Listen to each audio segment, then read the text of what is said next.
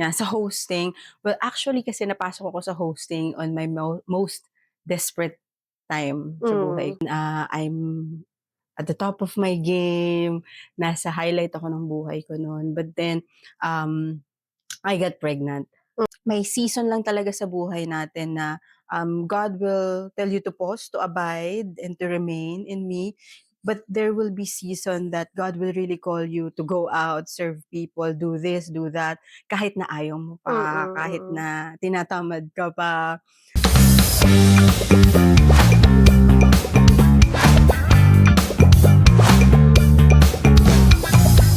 'Yan, so thank you so much for for saying yes Yeah, to thank you din for this. inviting Tsaka me. siyempre yung effort mo din, lalo na yung pagpunta Mm. sa'min sobrang na-appreciate ko Yeah, yun. and Thank you, sobrang thank pleasure you. din sa'kin yun.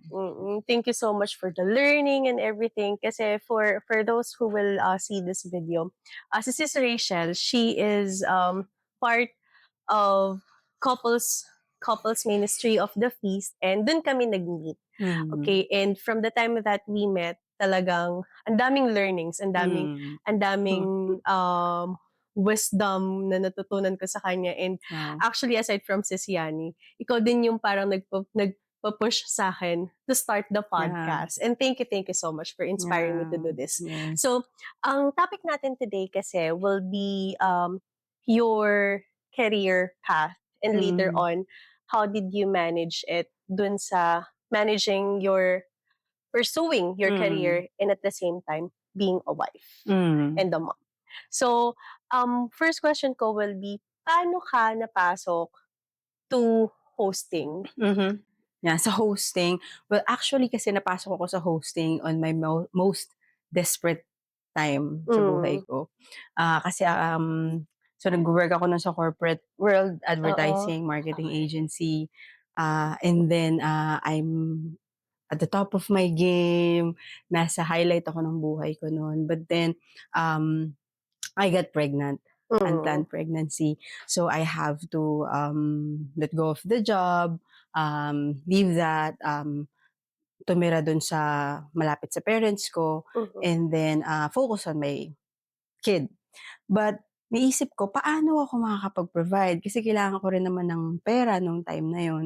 So nag-list down ako ng lahat ng mga options na pwede kong gawin based on Okey, my skills, parang oo, gano'n. And isa siya dun sa mga, feeling ko kaya kong gawin. mm. So sabi ko, sige try ko kaya mag-host. But I'm thinking that time, sabi ko, I'm so inclined into doing it pero hindi ko sure if, may tatanggap sa'kin na mag-host. Like anong Hmm, 'pag sinabi kong, magho-host ako ng wedding or ng events, paano 'pag tinanong nila, puwedeng patingin ng video, wala akong oo, mapapakita. okey. So sabi ko, "Ano bang puwede kong gawin? Sige mag-offer ako ng hosting for free." Ang ginawa ko, sabi nga nila it just take, parang 1 second or 1 minute of craziness and your life will change forever. So Mm. minessage ko yung boss ko dun sa inalisan kong kumpanya kasi magki-Christmas party sila. So sabi ko, "Puwede bang ano, ako na lang yung mag-host sa Christmas party niyo kasi kailangan ko ng portfolio and all that." Sabi ko, "Lord, kung gusto mo talagang i-pursue ko 'to, magye-yes 'to, pero kung hindi, hayaan mo na, okey na Oo, 'yun." ibang Oo. ano, Eh, nag-yes siya. So, parang sobrang excited pa sila na parang, "Sige mag-host ka," and all that. So, dun ako nag-start and then, nag-photoshoot ako ng sarili ko sa bahay. Talagang I did everything since yun nga may background ka sa advertising and marketing. So, you know how to promote yes, oo. yourself, to brand yourself, parang gano'n. So, dun ako nag-start and then the rest is history and when I look back, I think talagang isa siya sa ginamit ni Lord to make me feel how faithful He is, how good of a provider He is, and may mga desires talaga tayo sa puso natin na especially if it's aligned with your skill, Mm, na si Lord talaga yung nagpuput nun because He wants you to pursue that na parang nagiging seed siya na parang 'pag ni-nourish mo talagang nag-grow siya and yun, parang the rest is history parang, ilan ba 2018 ako, 2017 nag-start? yun and then 2018 yung pinakaunang paid gig ko, Mhm. nag-promote pa ako nun sa sulit.com.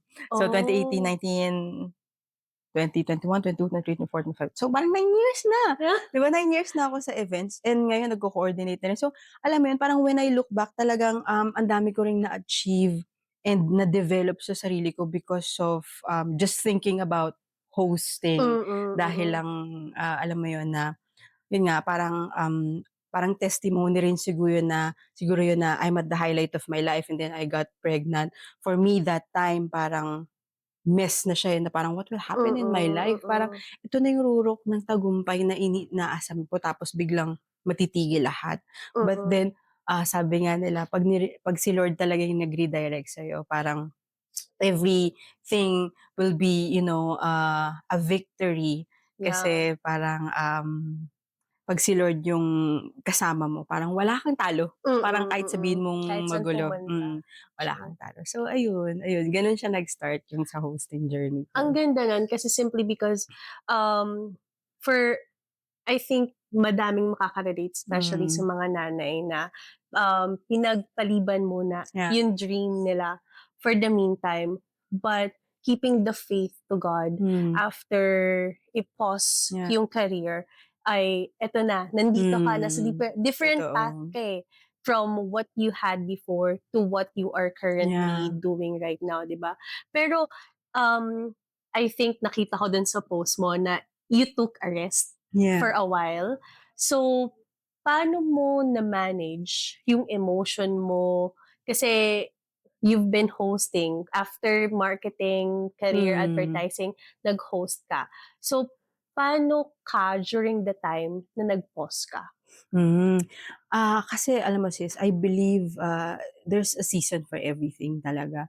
Parang, nung nag-start ako mag-hosting, I think that's really the season that God is calling me to use my gift in terms of my communication skills, to Mm. go out there, meet people, serve people.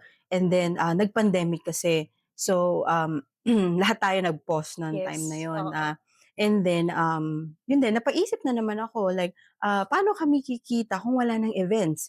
So that's the time naman that God is really, and luckily bago mag-pandemic bigla kong naisip bumili ng secondhand na laptop for walang Mhm. reason. Parang gusto ko lang Oh, na okey. hindi ko alam na tinanim din pala siya sa'kin ni Lord kasi during the pandemic magagamit ko siya to do freelancing work na Mm. nag-enroll din ako ng mga classes and then I really tried my best to find a job, a freelancing job.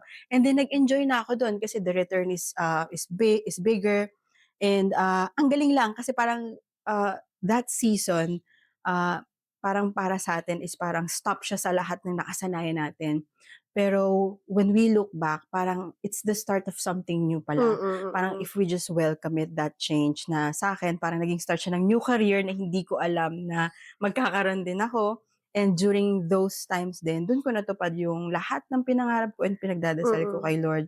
And yung pause and yung rest na yun is sobra ko siyang na-enjoy na to the point na parang naging comfortable na ako. Mm. And God is so funny because when God knows that you're comfortable enough already, that's when He will steer you again and He will call you to another Yes, place. that's So, true. 'di ba, na parang, "Okay na ako dito Lord, kampante na ako and Mm. all." Pero God said na parang so parang din-ride up niya yung resources ko dun. And then He's calling me again to do events, na parang bumalik ka sa Hmm. events, kaya nag-start ulit ako mag-events. Parang nawala yung urge kong mag-events nung time na yun, as in wala talagang interest, Oo. talagang nawala. But then, nung medyo latter part kasi siguro matagal mo na rin ginagawa, parang nami-miss mo ng lumabas, to meet people, yung ginagawa mo Yes. dati na parang na bumabalik yung interest for some reason. Mm. And maybe that's the reason because he's calling me again to do that. And then, yun na, nag-start na rin ako mag-podcast and all that. And I think, may season lang talaga sa buhay natin na, God will tell you to pause, to abide, and to remain in me. But there will be season that God will really call you to go out, serve people, do this, do that, kahit na ayaw mo pa, kahit Mm. na tinatamad ka pa. And I think, yeah, obedience talaga eh. Parang at the end of the day, if you know the Lord is just, guiding you all throughout walking with you will obey, eh, before it makes sense, you will just Oo. obey. If I may ask kasi, we've talked about kung eto feeling mo dito ka Mm, dine-direct ni God yeah, and everything. Paano mo nasasabi na yoon ay galing kay God? He is yeah, redirecting you to this kind of work, to this yeah. kind of position or Mm, anything? mm. I think you really have to have that intimacy with God first of all. Kasi you cannot say na you can hear Him or you know kung ano yung sinasabi niya or kung alam mo yung kalooban niya if you Mm. don't know Him. Right? At ang hirap maniwala sa isang bagay or isang tao na hindi mo pinaniniwalaan at hindi mo Oo. kilala masyado. 'Di ba? So I think it really starts with intimacy with God. And if there's a prayer or for example, if you're asking for a confirmation about something, besides from praying, you really have to read the word, the Bible. Yes. And you journey with it every day. Hindi siya, alam mo sis, hindi siya overnight na parang nagtanong ka ngayon, kinabukasan may Oo. sagot na. It's really a process. You really have to wait on God, wait for the Lord. And alam mo yun, and as you go through that, I think dun nakikreate yung bond. And Mm. kahit sa tao naman parang as time goes by, habang mas lumalakas yung relationship, mas nakikilala niya yung isa't isa na minsan kahit hindi niyo nakakausap yung isa't isa, 'di ba? Alam mo na yung kilos niya, alam Oo, mo na yung tingin niya pa oo. lang. Gano'n din kay Lord. When you have that intimacy with Him and as you parang dig deeper sa relationship mo sa kanya, parang you think more like him, you act more like him, na parang mas nakikita mo na yung kalooban niya sa mga bagay-bagay. And also, mako-confirm mo if the Lord is asking you to do that, if it's aligned with your skills and Mm. with His word. Kung hindi Hmm. ka nagle-lead into sinning, into drawing away Yeah. closer from away from God, at align sa skills mo, and at the same time you feel yung passion, yung peace, Mm, because mm. communication is really my passion, eh. Pero yun nga, nung nag-freelancing ako, parang kinalimutan ko na parang okey naman ako dito financially, Oo. eh, bakit ko pa gagawin yun, 'di ba? Pero if that's the gift that God has given you and yun talaga yung alam niyang magiging on fire ka, magiging passionate ka, gagawa at gagawa siya ng paraan na magkaroon ng opportunity para magamit mo yun, because that's your Mm. design. Mm, 'Pag hindi mm. natin ni-live yung design natin, alam niya na kahit well off tayo sa buhay, hindi tayo kumpleto, hindi tayo buo. Yes. So, yeah, parang gano'n. Prayer, yun yung 'pag nagko-confirm ka, prayer, the word of God, and really spending time, in His presence every day, and Mm. just, waiting on the right answer. The answer that, will lead you closer to God, not away from Him. So, yun sa'kin. And now na nagbalik ka sa events, ang Mm. dami mo naging gig. Yes, Last oo. December ramdam ko yung ano mo, Oo. ramdam ko yung Pagod. yung pagod mo at saka yung talagang hectic ng Oo. schedule. Mm. Paano mo kinayang bumalik from Hmm. having your parang naging comfortable Comfort, ka na yeah, sa work totoo. from home. So, paano mo kinayang bumalik into hosting again? Hmm, How did you yeah. build yourself again after that? Alam mo sa totoo lang, I don't wanna take credit for it because alam ko talaga it's all by the grace of God. Kasi even before yung dumating yung schedule na yun, na nagulat din ako, kasi, Mm. yun nga, kaka-start ko pa lang ulit, almost 4 years akong tumigil, ta's kaka-start ko pa lang ulit, and then, nag-promote ako sa Facebook ng hosting. Oo. And then bookings are keep coming in, and I always believe talaga that when the Lord wants to provide you something, nothing can stop it. Kahit kahit sino pa 'yan, kahit alam mo 'yun. So you really don't have to na parang ipilit yung mga bagay-bagay. So the Lord provided for me, and then nung nakita ko yung mga nag-book sa'kin, especially nung Burman, since marami ring events nung Burman, Mm. parang na-overwhelm ako. Talagang nag-pray nung may prayer time ako, naalala ko nung time na yun na, "Lord, I don't know what to do in the coming weeks or days if I'm gonna survive all this. Can you help me kung ano yung gagawin ko?" And He really gave me the word, kasi Mhm. yung time na yun is Exodus yung binabasa ko, and meron dun verse na parang, "What are you trying to accomplish here?" Parang parang you have Yeah. to delegate daw, Yes. na parang, if the Lord allows you to, na parang, you delegate your task to other people, hindi Mm. yung gagawin mo lahat and all that. Since siyempre motherhood din, 'di Mm, ba? mm. And really it lightens my feeling nung time na yun. At ayun, may time pa dun na, may event ako kinabukasan, parang in 3 days, and then sobra akong nagkasakit. Na Hmm. parang to the point na hindi ako makabangon, ang taas ng lagnat ko and may flu, Oo. na I'm praying, "Lord, may umaasa sa'kin, may events ako." Pero really God is a good God, kasi nakapag-event ako ng time Tanda na ko yun, yun, eh. na ano Nakapag-event ako yun. na parang after nung event na yun, parang, "Grabe, saan ko kinukuha yung lakas na 'to?" Pati Yes. yung natapos ko yung events na yun na tuloy-tuloy, Oo. na hindi ko alam kung saan ko kinukuha yung lakas ko. And yun nga, I cannot take credit for it kasi for sure it's not me. It's really God's strength living in me and working in me na parang He really gives me strength to wake up in the morning, Oo. do events again, wake up in the morning, do events again, because He knows that, people are depending on me. I'm Mm, serving them. I'm mm. making them happy. So, I think the lesson there, if you're really parang open up yourself to God lang, surrender to Him, and just rant to Him whatever it is na pagod ka, hindi mo kaya, Lord, I need your help. Parang He will just fill you up as long as you're open to Him. So really being open to God, surrendering, and being parang humble enough to Mm. admit na you really need Him Him, every single yes. day. Parang wala talagang imposible. He will Mm. really give you strength. So, it's really God's grace is yung lahat yun nung natapos ko yun, God's grace talaga. What I admire dun sa mga sinabi mo Mm. is how you acknowledge and put all the credits to God. Kasi sometimes we Yeah. feel na kapag nagawa natin 'to, na-accomplish natin Mm. 'tong lahat, we took the credits. We're taking the Yeah. credits out from Him, but Yeah, simply, oo. it is God who give us the Totoo. strength to do everything at the same Yeah. time. Mm, Kasi mm. parang tayong mga nanay, ang dami nating galamay, para tayong octopus Oo, na oo, ano, 'di totoo. ba?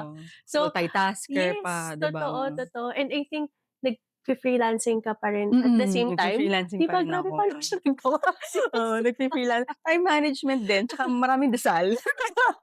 Walang imposible talaga 'pag nagdadasal ka. Oo, totoo naman. That's Oo, very, very true. mm. So, last question will be, ano yung maa-advice mo sa mga nanay na Hmm. parang nag-i-struggle to go back to their path, their career? Hmm. Paano, ano yung magiging advice mo sa kanila kung paano nila kakayanin? Yung Hmm. kasi siyempre at some point ngayon na naging nanay, parang may self-doubt na kung kakayanin ko pa Totoo. bang bumalik sa career path na gusto kong i-take, sa career path na pinost ko ngayon. So what Mm. will be your advice to them? I think two things. Una sa lahat is yung, siguro yung importance ng stewardship mo na. Kasi before I came back sa hosting, I am feeling so bad about myself eh. Parang Mm, many people do not know this, pero kasi syempre, motherhood, parang hindi ka na nakakapag-ayos, hindi ka yeah. na nagbibihis, hindi na masyadong lumalabas. And then, syempre pag lagi kang stress, kain ka ng kain, then Yes, lalo na pag oo. bago kang panganak, yung body mo Stress eater din nagbabago, 'di talaga, ba? oo. Lumalaki ka. So, talagang lumaki ako nun, Mm, na tumaba ako and all, na parang hindi mo na kilala yung sarili mo. Kasi siyempre sanay ka sa sarili mo na parang sumisexy ka, madali kang pumayat. mm, Pero as you grow older, 'di ba, bumabagal yung oo. metabolism and all that, and then the pregnancy.